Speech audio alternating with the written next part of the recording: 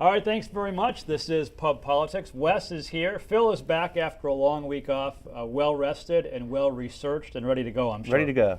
All right. Let's talk about, I don't know how well you guys did in school growing up, but we all had to bring report cards home at some point in our lives. And well, here we are in the state government, and everyone's bringing report cards home. That's how it's going. Governor Haley, which is something she promised, unveiling her legislative report cards where she grades the state lawmakers, senators, House members, Republicans, Democrats, and to no surprise, many of the high grades went to Republicans.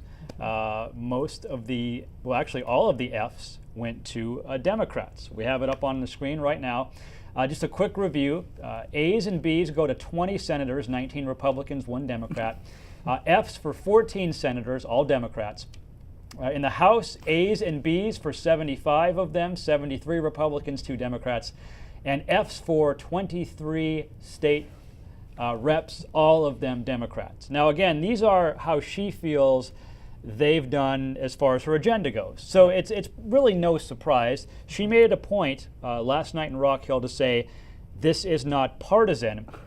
It's a good way to let voters know what the lawmakers are up to. Phil, what say you to that last part? That graphic just shows you it's totally partisan. There was no Democrat that got, no Republican got an F on her scorecard.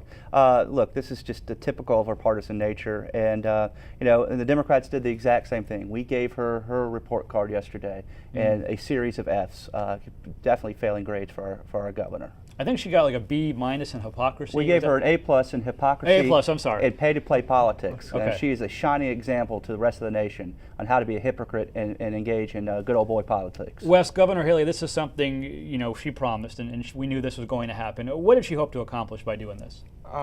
Get some publicity, make some headlines. It's a good campaign gimmick. It's not a good way to govern. Listen, I don't think it's that partisan for the simple fact you look through it, and there are some Senate Republican leaders that got C's and D's. Something like this, you're not going to do anything but anger people. You're going to make a couple people happy with some A's. You're not going to do anything but anger the leadership of the legislature. This is not a way to get results or reform in this state. I can tell you that she did make a lot of Democrats happy by giving them F's. So well, no, but you see, it's just a bunch of silliness. They're going to respond with the report card. We're not going to get anywhere. It's just a way to make our government stagnant when we really need to create jobs. She did run on being the transparency governor, and I guess this is her way, Phil, to say, all right, well, I'm going to show you what every single lawmaker did, and is that a version of transparency? Does that fly? Well, this is coming from the so-called transparency governor that holds secret meetings outside of the Freedom of Information Act request. I mean, being called out by our own fellow Republican statewide elected official, Treasurer Curtis Loftus, for holding secret meetings. For Governor Haley to put herself out there, this is an act of transparency, is laughable. I think there are some good items on this that she needs to be loud about. But I want to tell you, if this were a Democrat that were doing this, we would be calling them dictatorial and heavy-handed. We'd be saying that they'd be spitting in the face of the Constitution, because there is such thing as separation of powers. If the governor wants more power, if she wants to strengthen the executive, she's going to have to work with the legislature to get that done, not hand out grades.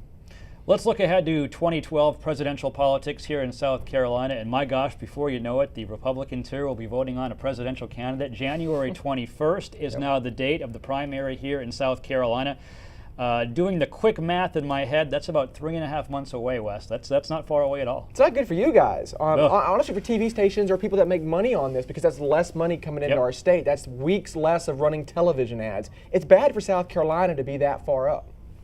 Well, I think, but the reasoning is we still want to be ahead of Florida because more people will still come to the state. It's like a catch-22. Yeah. Listen, it's great to be first in the South. We need to be first in the South, but you're talking about 3 to 4 weeks of less money being spent in South Carolina. So in the grand scheme of things, we really are getting hurt economically by the state of Florida. It's going to be rapid fire right now. I mean, you're going to look at Iowa probably on the 3rd of January.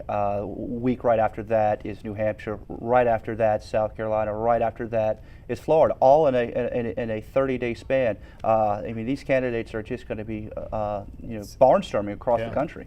Guys, Pub Politics this week, the pub version. We're actually going to be down in Charleston. Nice. So you're going to have to watch it online. PubPoliticsLive.com, Thursday at 6 o'clock. Wild Dunes over on the Isle of Palms. Okay, and that is Thursday night this week? 6 o'clock. 6 o'clock. PubPoliticsLive.com is the website to catch these guys if you can't make it to Charleston this week. Thanks for coming by. Yes, sir. Thank you. All right, we'll see you next week.